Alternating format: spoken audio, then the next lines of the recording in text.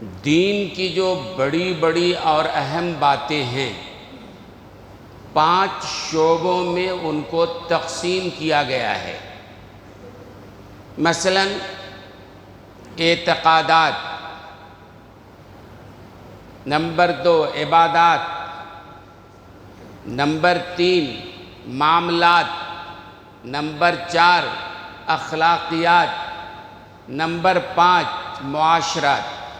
یہ 5 چیزیں ہیں، اور صحیح مسلمان ہونے کے لیے ان 5 چیزوں کا صحیح ہونا ضروری اور لازم ہے۔ سب سے بنیادی چیز ہے اعتقادات۔ بنیاد تو وہیں سے ہے نا۔ ہمارا عقیدہ کیا ہونا چاہیے، اللہ کے بارے میں کیا ہونا چاہیے، رسول اللہ کے بارے میں کیا ہونا چاہیے، کتاب اللہ کے بارے میں کیا ہونا چاہیے، ملائکۃ اللہ کے بارے میں کیا ہونا چاہیے، آخرت کے بارے میں کیا ہونا چاہیے، قبر حشر کے بارے میں کیا ہونا چاہیے۔ ایمان مفصل جو ہے نا، ایمان ہونا چاہیے۔ عقیدہ صحیح ہوگا تو عمل صحیح ہوگا۔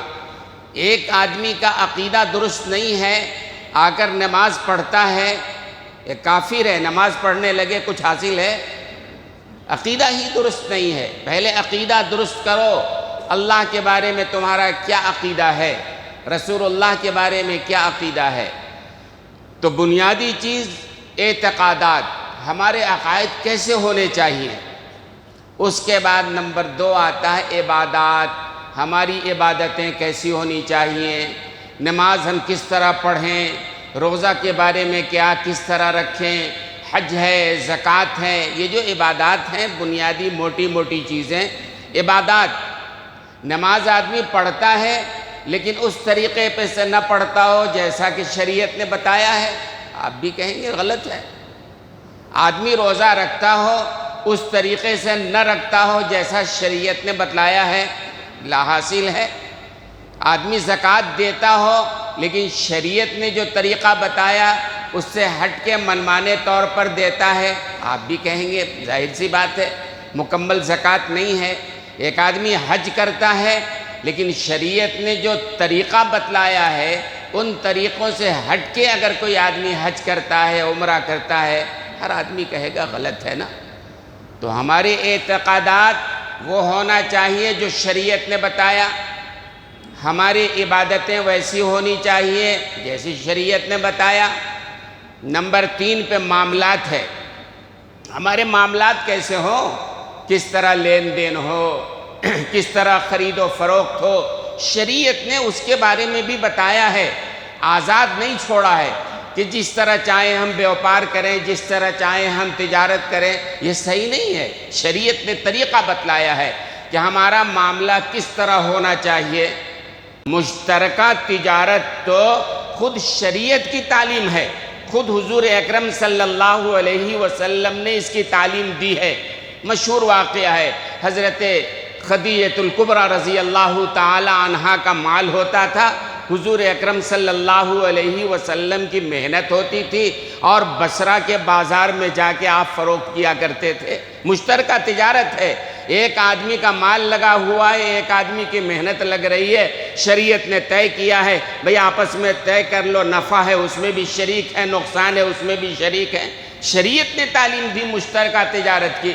اب ایک آدمی سوال کرتا ہے کہ اگر آج کسی کو اس طرح پیسہ دیا جائے، بھئی 5 لاکھ روپے دیا آپ تجارت میں لگا لیجئے، نفع ہو تو بھی شریک ہیں، نقصان ہو تو بھی شریک ہیں، وہ اگلے مہینے 2-4 مہینے کے بعد آ کے کہہ دے گا سب ختم ہو گیا، آپ ہی الٹا ہماری مدد کرو بھائی، اب کیا کریں؟ یہاں پر سمجھنے کی بات ہے، شریعت نے جو نظام بنایا ہے اس نظام میں خرابی نہیں ہے۔ شریعت نے مشترکہ تجارت کا جو نظام بنایا اس نظام میں کہیں سے کوئی خرابی نہیں ہے۔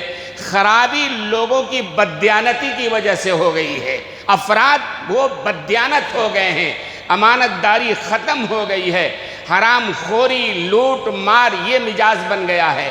تو یہ تو افراد کی خرابی ہے نا۔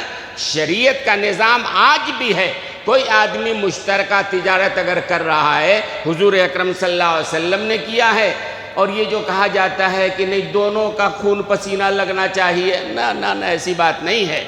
حضرت خدیجہ الکبریٰ کا کوئی پسینہ نہیں لگا ہوا تھا، ان کا مال تھا۔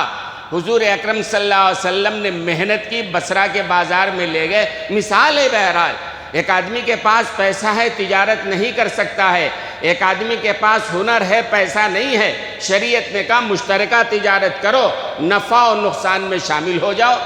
اب وہ تو آدمی کی اپنی غلطی ہے کہ وہ نفع نقصان میں شامل نہیں ہونا چاہتا ہے، لیکن سر دست تو مجھے اس موضوع پر بات کرنی ہے کہ معاملات، اور معاملات کے بعد پھر ہمارے ہاں اخلاقیات ہیں، اور اخلاقیات کے پھر ہمارے ہاں معاشرت ہے۔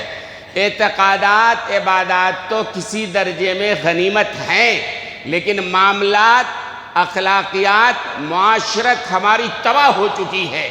آج کوئی آدمی غیبت کو حرام سمجھنے کے لیے تیار نہیں ہے، آج کوئی آدمی چغل خوری کو حرام سمجھنے کے لیے تیار نہیں ہے، آج کوئی شخص بھی جھوٹ کو حرام سمجھنے کے لیے تیار نہیں ہے۔ سب سے بڑا جرم یہ ہو گیا ہے کہ شریعت جن گناہوں کو گناہ کبیرہ کہتی ہے، گناہ صغیرہ بھی نہیں کہتی ہے، چھوٹے موٹے درجے کا گناہ نہیں کہتی ہے۔ غیبت کے بارے میں کہا جس طرح زنا گناہ ہے اس سے بڑا گناہ ہے، جس طرح شراب حرام ہے گناہ کبیرہ ہے، ایسی جھوٹ بھی گناہ کبیرہ ہے۔ جس طرح سے زناکاری، بدکاری، غلط کام کرنا، ایسی جھوٹ، بہتان، چغل خوری، یہ سب گناہ کبیرہ میں شامل ہے۔ لیکن آج ہمارا معاشرہ تباہ ہو رہا ہے، ہمارے گھر تباہ ہو رہے ہیں، ہماری رشتہ داریاں تباہ ہو رہی ہیں، ہر آدمی بدزنی میں لگا ہوا ہے۔ اللہ کے بندے کس طرح سمجھائیں، کس طرح بتلائیں کہ قرآن کریم کی جو آیت میں نے تلاوت کی تھی، آج بھی میں نے تلاوت کی ہے، یا ایھا الذین آمنوا اجتنبوا کثیرا من الظن۔ اللہ فرما رہے ہیں اے ایمان والو بہت زیادہ گمان کرنے سے بچا کرو۔ اللہ فرما رہے ہیں بہت زیادہ گمان کرنے سے بچا کرو۔ ان بعض الظن اسم، اس لیے کہ بعض گمان جو ہے گناہ ہوا کرتا ہے، یہ اللہ فرما رہے ہیں۔ اب سوال پیدا ہوتا ہے، اللہ کہہ رہے ہیں کہ زیادہ گمان مت کرو اس لیے کہ بعض گمان گناہ ہوتا ہے۔ اب تحقیق کرنا ضروری ہو گیا نا کہ کون سا گمان گناہ ہے اور کون سا گمان گناہ نہیں ہے، تحقیق کرنا ضروری ہے نا۔ لہذا علماء نے لکھا ہے کہ گمان کی دو قسم ہے، ایک اچھا گمان اور ایک برا گمان۔ اچھا گمان رکھنا لازم اور ضروری ہے، اور برے گمان کو چھوڑنا لازم اور ضروری ہے۔ چلیے گمان کی شروعات کرتے ہیں، کہاں سے شروع کریں؟ سب سے بڑی ذات اللہ کی ذات ہے۔ اللہ کے بارے میں ہمارا کیا گمان ہونا چاہیے؟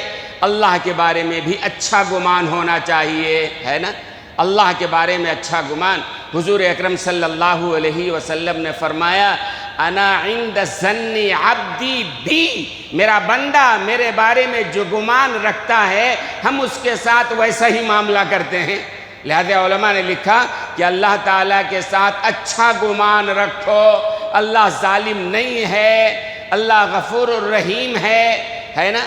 اللہ تعالیٰ بخشنے والا ہے۔ اب ایک جاہل آدمی کہتا ہے بھئی اللہ سے اچھا گمان رکھو، اللہ تو بخشنے والا ہے، غفور الرحیم ہے، اچھا گمان رکھو۔ یہ نماز پڑھنے کی، 5 وقت نماز پڑھنے کی، روزانہ پڑھنے کی ضرورت کیا ہے؟ شریعت کے پابندی کرنے کی ضرورت کیا ہے؟ اللہ سے اچھا گمان رکھ لو، معاملہ ختم۔ علماء نے لکھا یہ معاملہ کرنا بھی غلط ہے۔ عمل کرو اور پھر اللہ سے اچھا گمان رکھو۔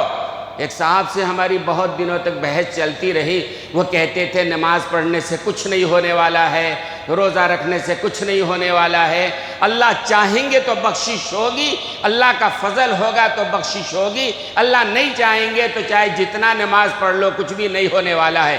میں نے کہا آپ اس کی اصلاح کیجئے، آپ یہ کہہ رہے ہیں کہ نماز پڑھنے سے کچھ نہیں ہونے والا ہے، براہ راست کفر میں آپ داخل ہونے والے ہیں، اس لیے کہ نماز سے اللہ کہہ رہے ہیں فائدہ ہوتا ہے۔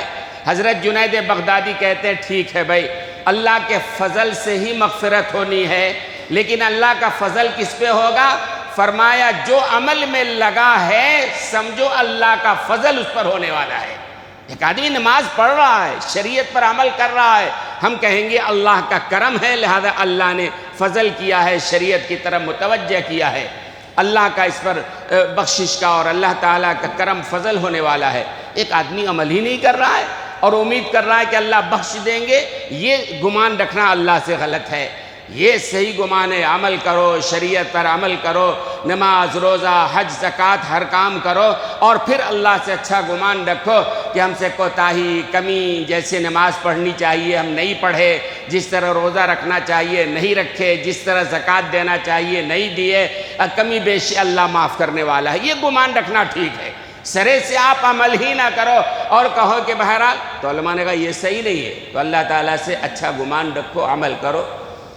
اب اس کے بعد آ جائیے انسانوں میں، آپ انسانوں کے ساتھ جو بدگمانی ہے، ظاہر سی بات ہے یہ مہلک ہے، تباہ و برباد کرنے والی چیز ہے، اور شریعت میں ہم نے بتایا تھا، اور واقعہ افک ہم نے مجموعی طور پر بتایا تھا کہ حضور اکرم صلی اللہ علیہ وسلم غزوہ بنی المصطلق میں تشریف لے گئے تھے، اور ساتھ میں حضرت عائشہ صدیقہ بھی ہیں، راستے میں ایک جگہ قیام ہوا صحرا میں، صحابہ بھی ہیں، اور حضور نے اعلان فرمایا کہ صبح صبح ہی یہاں سے کوچ کرنا ہے۔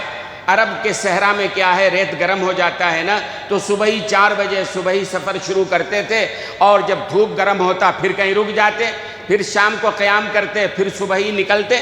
تو حضور اکرم صلی اللہ علیہ وسلم نے اعلان کیا بھائی صبح ہی یہاں سے نکلنا ہے، لوگ اپنے قضائے حاجت سے فارغ ہو جائیں۔ حضرت عائشہ صدیقہ تھیں، وہ ذرا دور نکل گئی، قافلہ یہاں ٹھہرا ہوا ہے، ذرا دور نکل گئی قضائے حاجت کے لیے، اور وہاں جو گئیں تو ان کے گلے میں ایک نگینے کا ہار تھا، وہ ٹوٹ گیا۔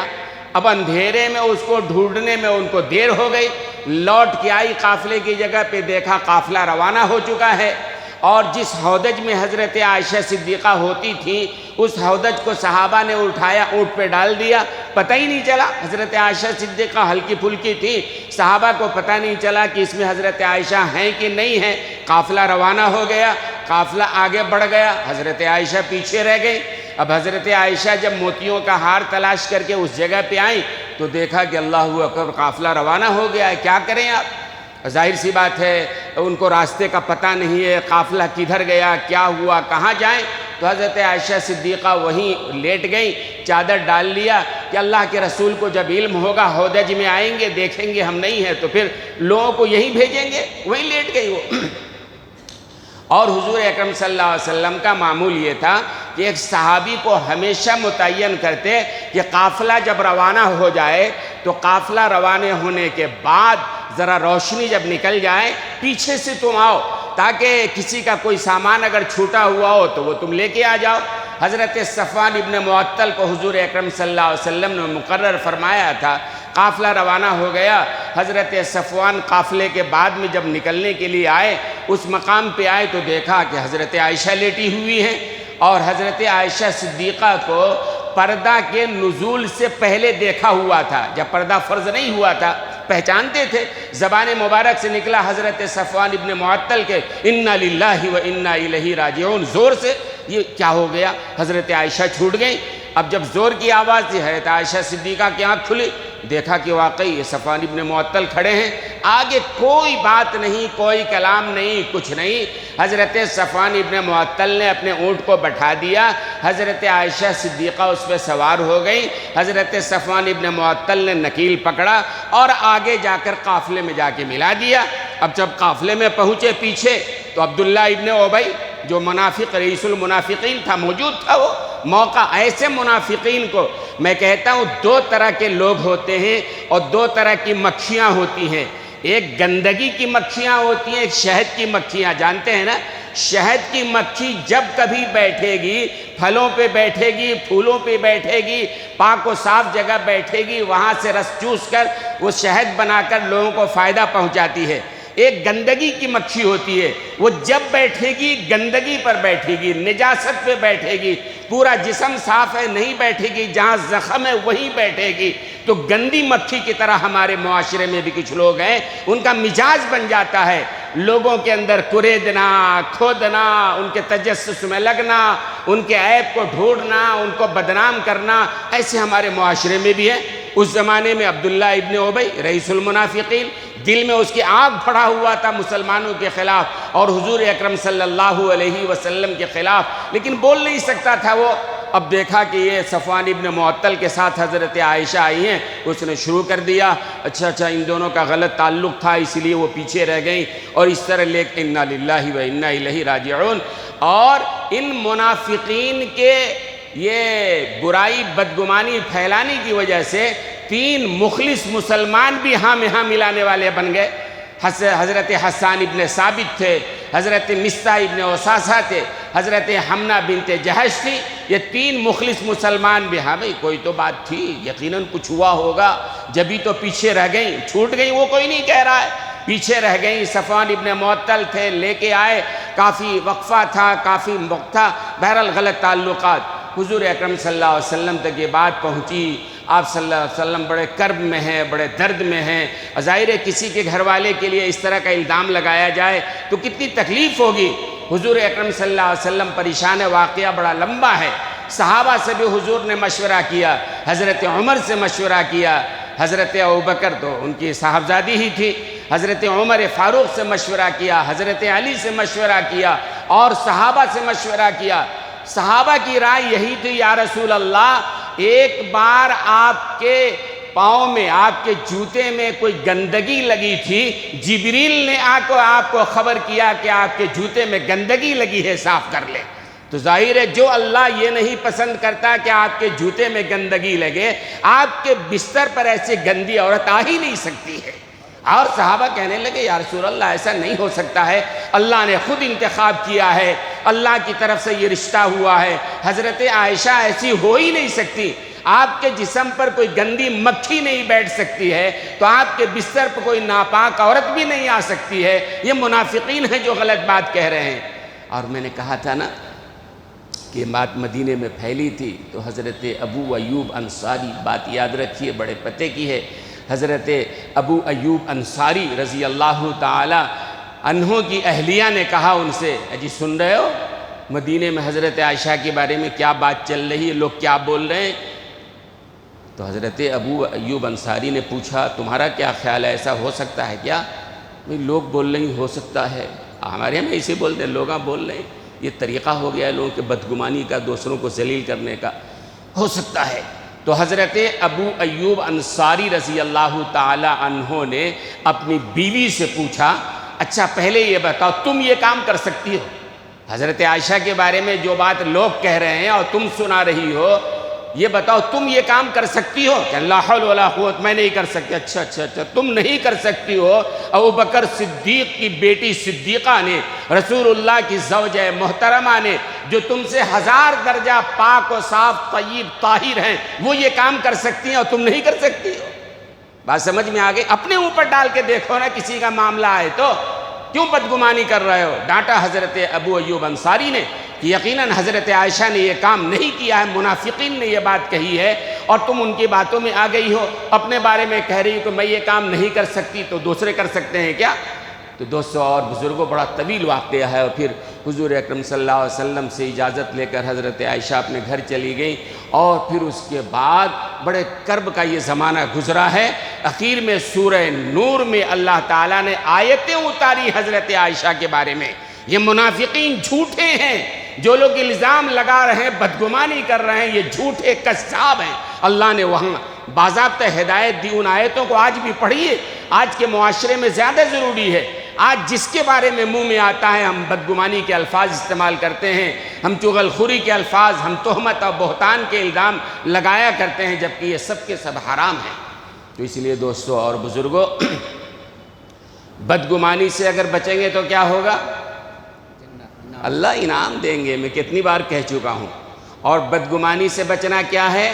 فرض ہے۔ اللہ نے کہا بچو، اجتنبوا امر ہے، امر کا مطلب آرڈر، اللہ کا حکم ہے، جب بدزنی سے بچو، تو بدزنی سے بچنا کیا ہے؟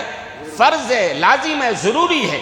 اور بدزنی سے آپ بچو گے تو اللہ قیامت میں انعام بھی دیں گے۔ اللہ آپ نے کہا تھا بدزنی سے بچو، ہم نے بدزنی سے اپنے آپ کو بچایا۔ وہ آدمی برا ہے کہ کیسا ہے مجھے نہیں معلوم، آپ نے کہا بدزنی مت کرو، میں نے نہیں کیا، اللہ انعام دیں گے۔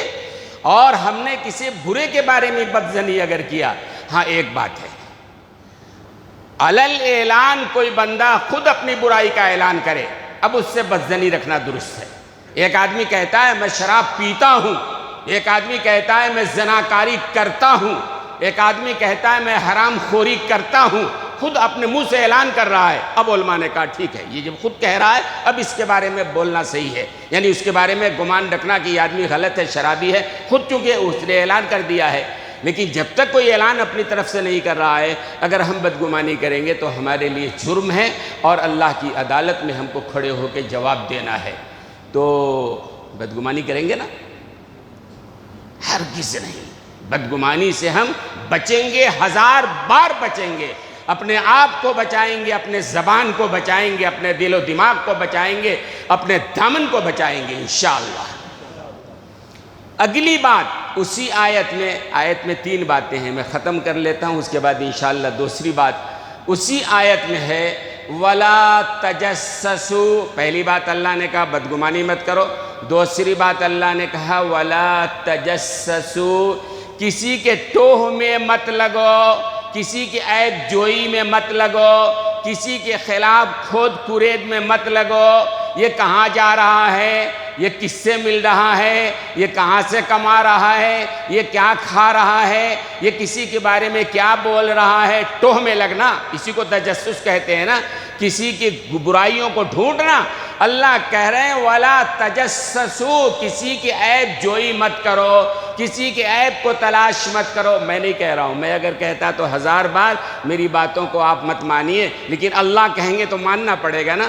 وَلَا تَجَسَّسُوا، اللہ کہہ رہا ہے عیب مت ڈھونڈو۔ اگلی بات سنو، ایک حدیث میں تفصیل سے حضور اکرم صلی اللہ علیہ وسلم نے بتلایا کسی مسلمان کی عیب جوئی مت کرو، عیب تلاش مت کرو۔ اگر تلاش کرو گے، پہلی بات تو اللہ نے فرمایا، حضور اکرم صلی اللہ علیہ وسلم فرما رہے ہیں کسی مسلمان کی عیب جوئی مت کرو۔ سمجھ میں آئی ایک بات؟ آگے حضور نے فرمایا اگر کوئی آدمی کسی مسلمان کی عیب جوئی کرتا ہے تو اللہ بھی اس کی عیب جوئی کرے گا، یعنی اللہ اس کے عیب کو تلاش کرے گا۔ کوئی آدمی کسی مسلمان کے عیب کو ڈھونڈتا ہے، تجسس میں لگتا ہے، ٹوہ میں لگتا ہے، ڈھونڈ کے نکالو ان کی برائیوں کو، تو کیا ہوتا ہے؟ پہلی بات تو مت کرو۔ اگر کوئی کرتا ہے تو اسی حدیث میں ہے اللہ اس بندے کے عیب کو تلاش کرتا ہے۔ اسی حدیث میں آگے ہے جب اللہ کسی کی عیب کو تلاش کرتا ہے اس کو اس کے گھر میں اللہ رسوا کر دیتا ہے۔ بھئی اللہ کسی کے عیب کو تلاش کرے تو اس کے لیے بازار کی ضرورت نہیں ہے۔ کوئی آدمی دوسرے کے عیب کو تلاش کرتا ہے تو اللہ اس کے عیب کو تلاش کرتا ہے، اور اسی حدیث کا ترجمہ میں عرض کر رہا ہوں، اور اللہ کسی کے عیب کو تلاش کرتا ہے اس کو اس کے گھر میں اللہ ذلیل و رسوا کر دیتا ہے نا خطرے کی بات۔ اور آگے فرمایا کوئی آدمی کسی کے عیب کو تلاش کر کے اگر معاشرے میں رسوا کر دیتا ہے، سمجھو ایک آدمی کسی کے عیب کو تلاش کر کے ڈھونڈ کے لایا، معاشرے میں رسوا کر دیا، تو حدیث میں اللہ کے رسول فرماتے ہیں اللہ تعالیٰ قیامت کے دن اس آدمی کو تمام مخلوق کے سامنے ذلیل و رسوا کریں گے۔ آج آپ نے ایک آدمی کا عیب ڈھونڈ کے نکال لیا، کہیں سے رسوا ہو گیا بندہ معاشرے میں، آپ سمجھیں گے بڑا کمال ہم نے کر دیا۔ اللہ نے تو کہا عیب مت ڈھونڈو، اللہ کہتے ہیں کہ میرا بندہ ہے، میں نے عیب پہ پردہ ڈال دیا، بات ختم، معاملہ اللہ کا ہے، چاہے وہ سزا دے چاہے جو کرے۔ اللہ کہتے ہیں کہ تم مت ڈھونڈو عیب، اگر کوئی آدمی ڈھونڈے گا تو اس کے گھر میں رسوا کر دیں گے۔ کوئی آدمی کسی کے عیب کو ڈھونڈ کر کے اور اس کو معاشرے میں رسوا کرتا ہے تو کل قیامت کے دن جہاں اولین آخرین انبیاء شہداء صالحین موجود ہوں گے، تمام کے سامنے اس آدمی کے عیب کو نکال کر پوری مخلوق میں قیامت کے دن ہم اس کو رسوا کرنے والے ہیں۔ اللہ ہماری حفاظت فرمائے۔ ہے نہ ڈرنے کی بات نہیں؟ کیوں بلا وجہ کسی کے پیچھے ہم ٹوہ میں لگے، تجسس میں لگے؟ ہمارا معاشرہ تباہ ہوتا جا رہا ہے، محبتیں ختم ہوتی چلی جا رہی ہیں، عداوتیں بڑھتی چلی جا رہی ہیں، آپس میں ایک دوسرے سے رنجش کا مسئلہ پیدا ہو رہا ہے، گھروں میں کدورت ہے، بھائیوں میں کدورت ہے، دوستوں میں، رشتہ داروں میں، پڑوسیوں میں، ہر طرف نفرت ہی نفرت کا ماحول پیدا ہو رہا ہے۔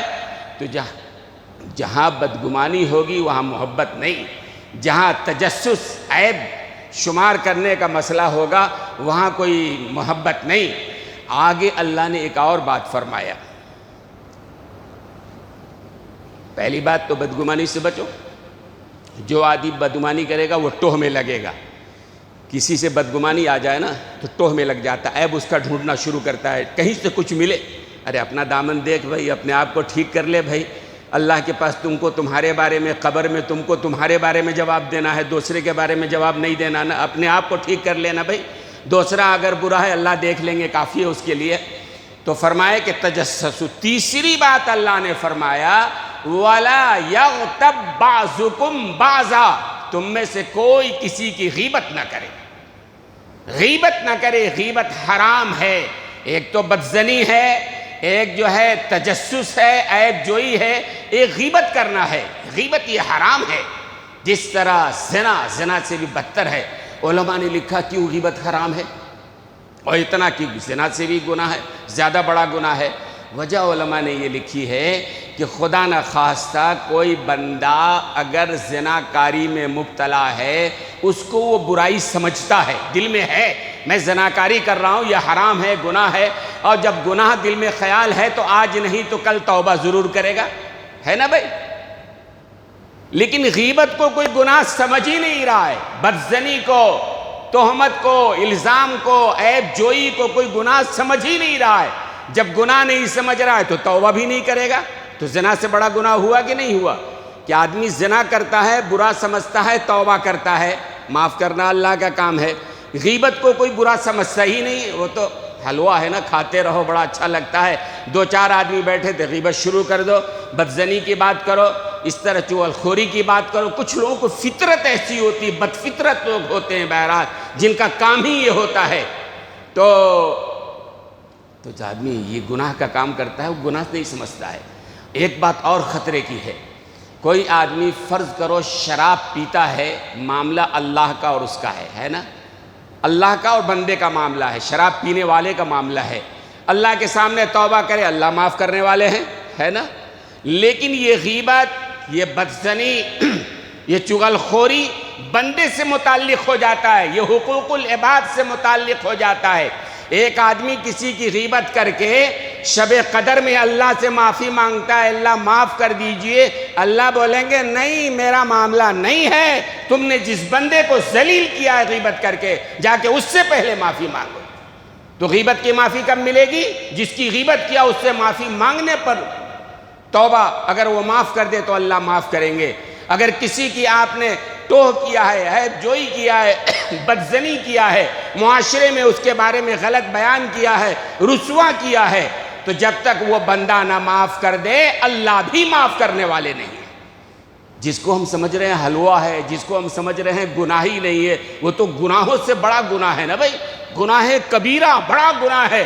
بدزنی رکھنا، دوسروں کے عیب ڈھونڈنا، تجسس میں لگنا، غیبت کرنا، یہ اور اسی کے ضمن ہے، الزام بھی اسی کے ضمن میں ہے۔ حدیث میں حضور اکرم صلی اللہ علیہ وسلم سے صحابہ نے پوچھا یا رسول اللہ غیبت کس کو کہتے ہیں؟ فرمایا ذکرک اخاک بما یکرہ، یعنی ایسی بات کا ذکر کرنا جو اس کے اندر موجود ہے، اس کے پیٹھ پیچھے بیان کرنا جو اس کو برا لگے، اس کا نام غیبت ہے۔ فرمایا یا رسول اللہ اگر اس کے اندر وہ بات نہیں ہے جو کہا جا رہا ہے؟ فرمایا وہ تو اور ڈبل ہے، تو بہتان ہوا، اس کے اندر وہ گناہ ہے ہی نہیں ہے اور تم تھوپ رہے ہو، جیسے حضرت عائشہ نے کچھ نہیں کیا اور معاشرے نے ایک الزام لگا دیا، یہ تو بہتان افترا الزام ہے نا۔ غیبت تو کہتے ہیں جو بات ہے وہ بات پیٹھ پیچھے بیان کرنا، ارے کیوں بیان کریں بھائی، یہ بہت بڑا گناہ ہے، چھوڑو بھائی، اور نہیں ہے اوپر سے الزام لگاتے جا رہے ہیں، یہ تو بہت بڑا الزام ہے۔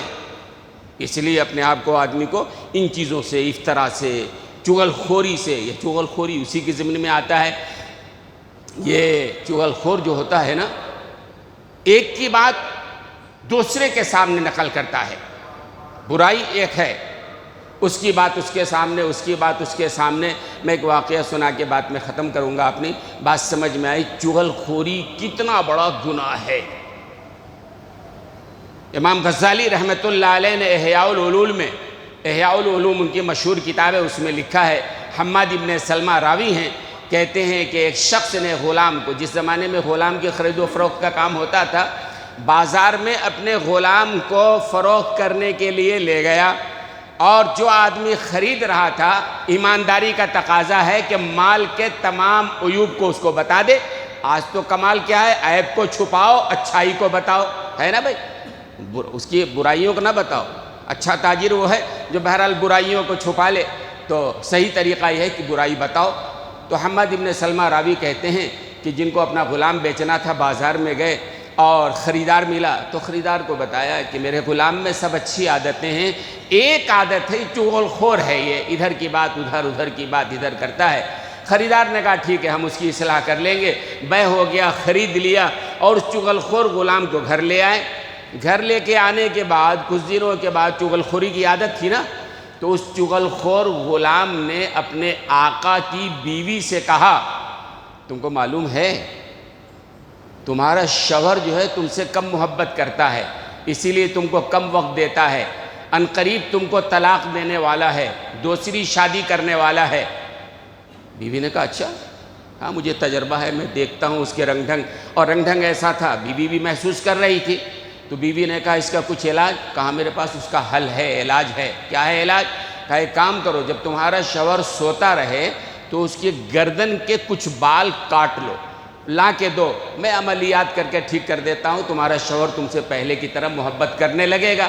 بیوی کے سمجھ میں بات آ گئی، ٹھیک ہے، جب سوتا رہے گا استرا لے لیا اس نے، کچھ بال، کینچی، استرا جو بھی ہو، بال نکال لیں گے، مسئلہ حل ہو جائے گا۔